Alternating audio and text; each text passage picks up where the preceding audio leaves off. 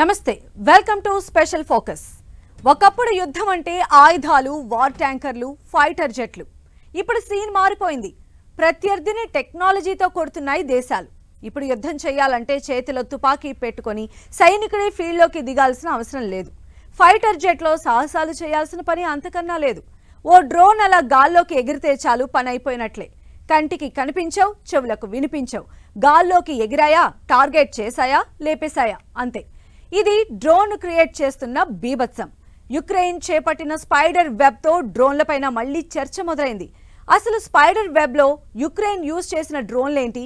ఇది ప్రపంచానికి ఎలాంటి మెసేజ్ పంపించింది?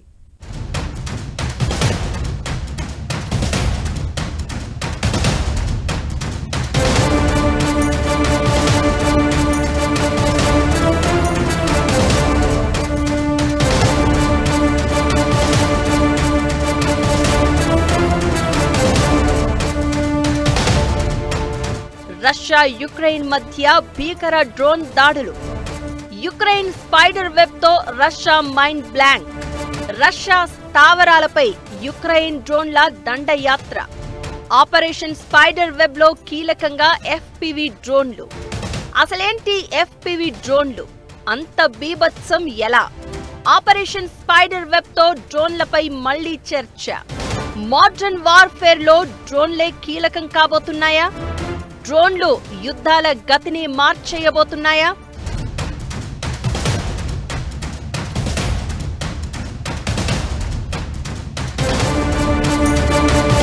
ఇది డ్రోన్ జమానా. మనిషి చూడలేని, వెళ్లలేని చోటుకు డ్రోన్ వెళ్తోంది. పని చేసి పెడుతోంది, పని కానిచ్చేస్తోంది కూడా. దాదాపు అన్ని రంగాల్లో డ్రోన్ వినియోగం పెరిగింది. దేశ భద్రత, యుద్ధాల్లోనూ ఇప్పుడు డ్రోన్లు కీలక పాత్ర పోషిస్తున్నాయి. ఒకప్పుడు యుద్ధం అంటే ఒక దేశం సైన్యం మరో దేశంపైకి దూసుకెళ్లి దాడులు చేసేది. ఆ తర్వాత యుద్ధ విమానాలు, జలాంతర్గాములు, యుద్ధ నౌకల ప్రవేశంతో వార్ తీరు మారింది.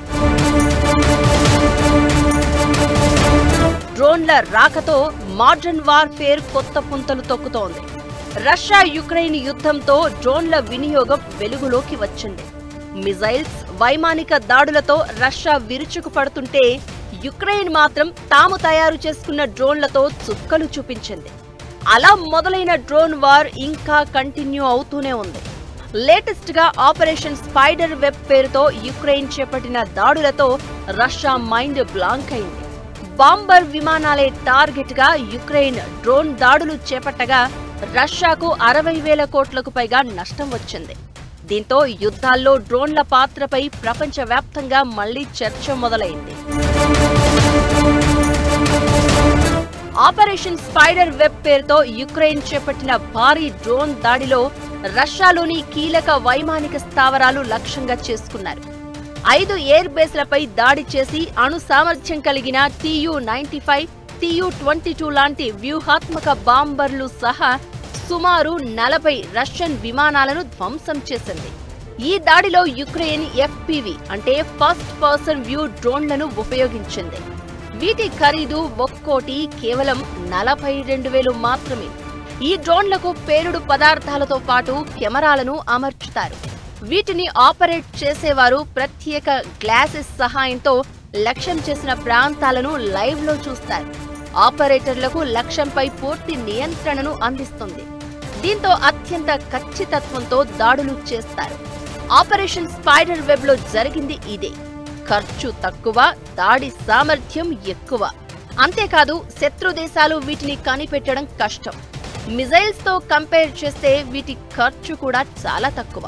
చౌక డ్రోన్లను వాడిన యుక్రెయిన్ రష్యాకు అతి భారీ నష్టాన్ని మిగిల్చింది. ఆయుధ సంపత్తి విషయంలో టాప్ లో ఉన్న రష్యాకు యుక్రెయిన్ ఈ రేంజ్ జలక్కివ్వడంతో డ్రోన్ టెక్నాలజీపై చర్చ మొదలైంది.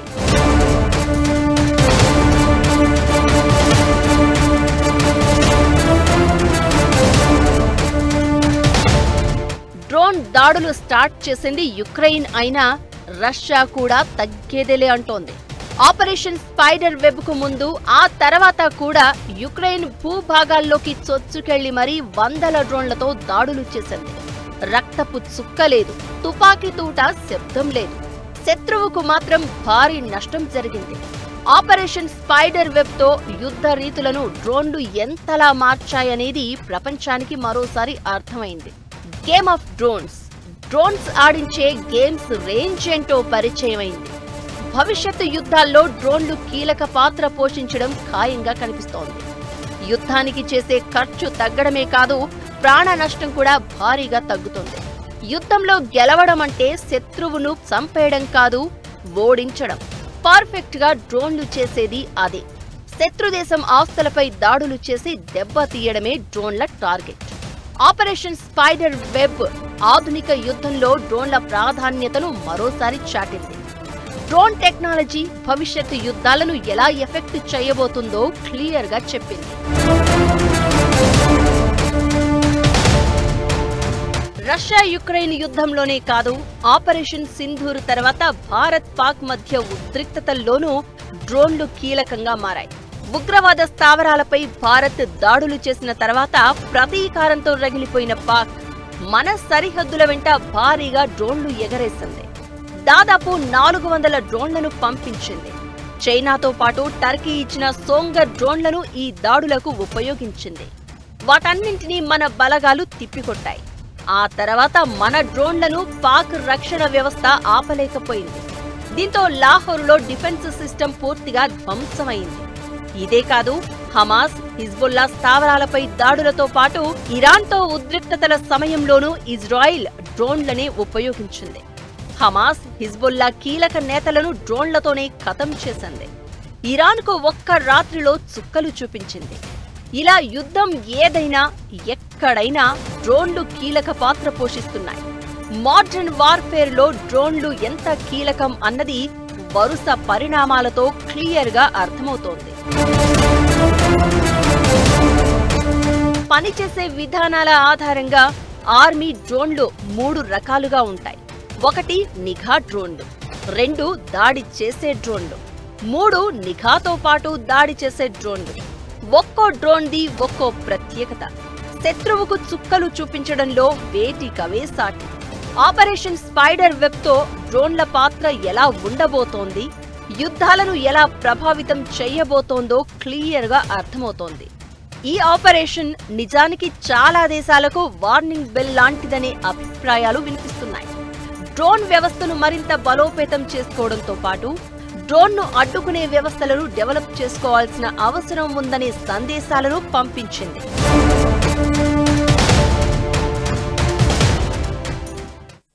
రష్యా యుక్రెయిన్ యుద్ధం, భారత పాక్ ఉద్రిక్తతలు, మోడర్న్ వార్ఫేర్ లో డ్రోన్లు ఎలాంటి కీలకం అనేది చెప్పకనే చెప్పాయి. అసలు యుద్ధాల్లో ఈ డ్రోన్ వాడకం ఎలా మొదలైంది, ఎప్పుడు మొదలైంది, ఎంత పవర్ఫుల్ డ్రోన్లు ఉంటే అంత డేంజరా, ఏ దేశం దగ్గర ఎలాంటి డ్రోన్లు ఉన్నాయి, ఆపరేషన్ స్పైడర్ వెబ్ పరిణామాలు ప్రపంచానికి ఇచ్చిన మెసేజ్ ఏంటి? Watch this story.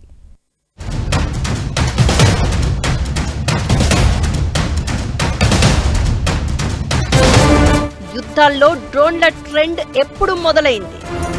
Operation spider web ఇచ్చిన సందేశం ఏంటి? మోస్ట్ డేంజరస్ డ్రోన్లు ఏ దేశం దగ్గరున్నాయి? భారత్ దగ్గర ఉన్న సాయుధ డ్రోన్లు ఏంటి?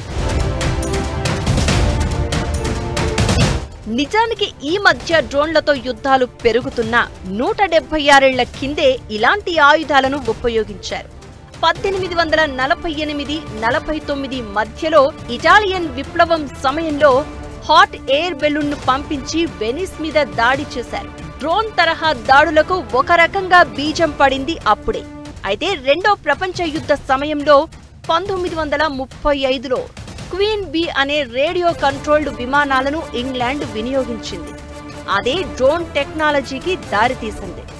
సెకండ్ వరల్డ్ వార్ తర్వాత ఆయుధాల అభివృద్ధిపై అన్ని దేశాలు ఫోకస్ పెంచాయి. అలా డ్రోన్లు కూడా రక్షణ వ్యవస్థలో భాగం అవడం స్టార్ట్ అయ్యాయి. అయితే రష్యా యుక్రెయిన్ యుద్ధం తర్వాతే డ్రోన్లు యుద్ధంలో ఎంత కీలకం అన్నది అర్థమైంది. నిజానికి నాటో దేశాల నుంచి ఆయుధాల సరఫరా స్లో కావడంతో సొంతంగా డ్రోన్ల అభివృద్ధిని స్పీడప్ చేసిన యుక్రెయిన్ వాటితో రష్యాపై దాడులు చేయడం ప్రారంభించింది. రష్యా కూడా ఇరాన్ షాహెడ్ డ్రోన్లతో అటాక్ స్టార్ట్ చేసింది. అలా మొదలైన డ్రోన్ వార్ ఇప్పుడు యుద్ధ రీతులనే మార్చే స్థాయికి చేరుకుంది. అంటే యుద్ధ రీతి యుద్ధ నీతి 21వ శతాబ్దంలో మారుతుందేమని తెలుస్తుంది. తక్కువ ప్రాణ నష్టంతో తక్కువ మరి ఎక్కువ ఇన్ఫ్రాస్ట్రక్చర్ని కోల్చడం ఎట్లా అనేది 21st సెంచరీ 21వ శతాబ్దంలో మరి జరగబోతున్న వార్కి సంకేతంగా ఉంది. More mechanisation, more modern technical emerging technologies like AI and drones and automated machines under water coverage and also in the sea on the coast. America దగ్గర MQ-9 రీపర్ డ్రోన్ ఉంది. ప్రపంచంలోనే most dangerous and modern drone ఇదే. శత్రు స్థావరాలను గుర్తించడానికి, ప్రత్యక్ష దాడులు చేయడానికి దీన్ని వినియోగిస్తారు. ఇది ఎక్కువసేపు గాలిలో ఉండగలదు, చాలా ఎత్తులో ఎగరగలదు, లక్ష్యాలను అత్యంత ఖచ్చితత్వంతో ఛేదించగలదు. MQ-9 రీపర్ దాదాపు 1900 కిలోమీటర్ల వరకు ప్రయాణించగలదు.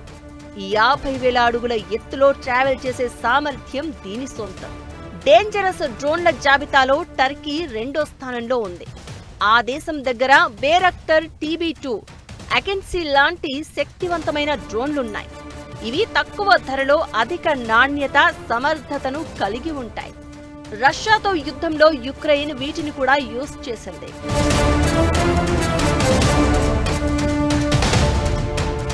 ఇక డ్రోన్ టెక్నాలజీలో చైనా 3వ స్థానంలో ఉంది.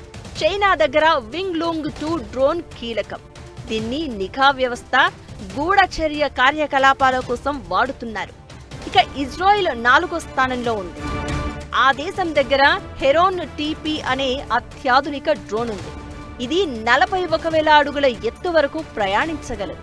దీన్ని 27 గంటల వరకు కంటిన్యూస్ గా ఆపరేట్ చేయొచ్చు. హెరోన్ TP డ్రోన్లను భారత్ కొనుగోలు చేసింది.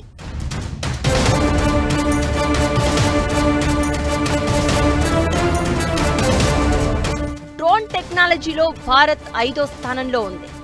భారత్ దగ్గర స్వదేశీ పరిజ్ఞానంతో అభివృద్ధి చేసిన రుస్తుం 2 డ్రోన్లు ఉన్నాయి.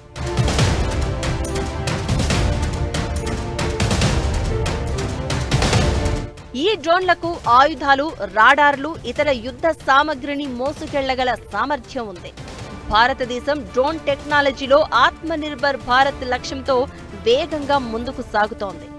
ఇక భారత్ సొంతంగా డెవలప్ చేసిన నాగాస్త్ర డ్రోన్లు పాక్తో యుద్ధంలో కీలక పాత్ర పోషించాయి. ఓవరాల్ గా ఆధునిక యుద్ధాల్లో డ్రోన్ల ప్రాముఖ్యత రోజురోజుకు పెరుగుతోంది. భద్రతా దళాలకు ఇవి కీలకమైన ఆయుధాలుగా మారుతున్నాయి. ఇక దాడులతో పాటు లాజిస్టిక్స్, సరిహద్దు పర్యవేక్షణలోనూ డ్రోన్లు కీలక పాత్ర పోషిస్తున్నాయి. రాబోయే రోజుల్లో డ్రోన్ టెక్నాలజీలో మరిన్ని విప్లవాత్మక మార్పులు చోటు చేసుకోవడం ఖాయంగా కనిపిస్తోంది. ఈ రంగంలో పెట్టుబడులు, పరిశోధనలు మరింత పెరిగే ఛాన్స్ ఉంటుంది. రష్యా యుక్రెయిన్ యుద్ధం అంతా ఒకెత్తు, ఆపరేషన్ స్పైడర్ వెబ్ మరో ఎత్తు. 3 ఏళ్ల యుద్ధంలో ఇదే అతిపెద్ద దాడి. డ్రోన్లతో రష్యాకు దిమ్మదిరిగే షాక్ ఇచ్చింది యుక్రెయిన్. ఆపరేషన్ స్పైడర్ వెబ్ అనేది సైనిక వ్యూహాల్లో డ్రోన్లు ఎలాంటి మార్పు తీసుకువస్తాయనేది సూచిస్తున్నాయి. నిజానికి యుక్రెయిన్ అవసరం కోసం మొదలైన పరిణామం ఇప్పుడు ఖచ్చితంగా అందిపుచ్చుకోవాల్సిన అవసరంగా మారింది.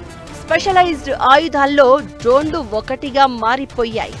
అయితే ఆపరేషన్ స్పైడర్ వెబ్ నుంచి భారత్ పాఠాలు నేర్చుకోవాల్సిన అవసరం ఉంది. ఓవైపు చైనా, మరోవైపు పాక్ కుట్రలు చేసేందుకు రెడీగా ఉన్నాయి. డిఫెన్స్ బలోపేతంపై నజర్ పెట్టిన కేంద్రం డ్రోన్ల అభివృద్ధిపై కూడా మరింత ఫోకస్ పెంచాల్సిన అవసరం ఉంది. రుస్తుం, నాగాస్త్ర, భార్గవాస్త్ర పేరుతో భారత్ దూకుడు చూపిస్తున్న పరిశోధనలను మరింత స్పీడప్ చేయాల్సిన అవసరం ఉంది.